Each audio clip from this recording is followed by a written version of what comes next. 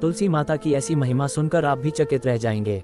एक समय की बात है, राजस्थान में जयपुर के पास एक जगह है लदाना। पहले वह एक छोटी सी रियासत थी।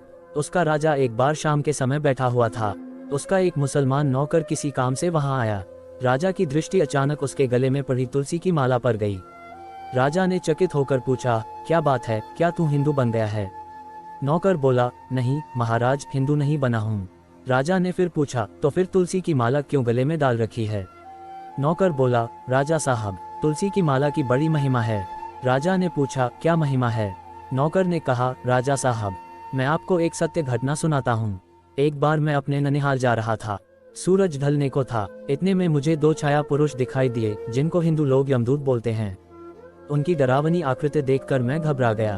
तब उन्होंने कहा, तेरी मौत नहीं है, अभी एक युवक किसान बैलगाड़ी भगाता भगाता आएगा। ये जो गड्ढा है उसमें उसकी बैलगाड़ी का पहिया फंसेगा और बैलों के कंधे पर रखा जुआ टूट जाएगा। बैलों को प्रेरित करके हम उद्दंड बनाएंगे, तब उनमें से जो दाईं ओर का बैल होगा वह विशेष उद्दंड होकर युवक किसान के पेट में अपना सींग घुसा देगा और इसी निमित्त से उसकी मृत्यु हो जाएगी।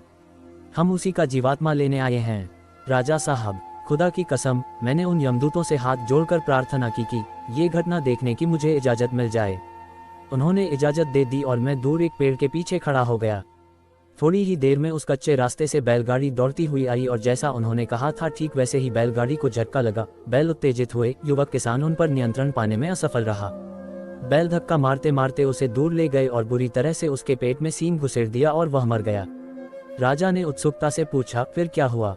नौकर, हजूर, लड़के की मौत के बाद मैं पेड़ की ओर से बाहर आया और दूतों से पूछा, इसकी रूह जीवात्मा कहाँ है, कैसी है?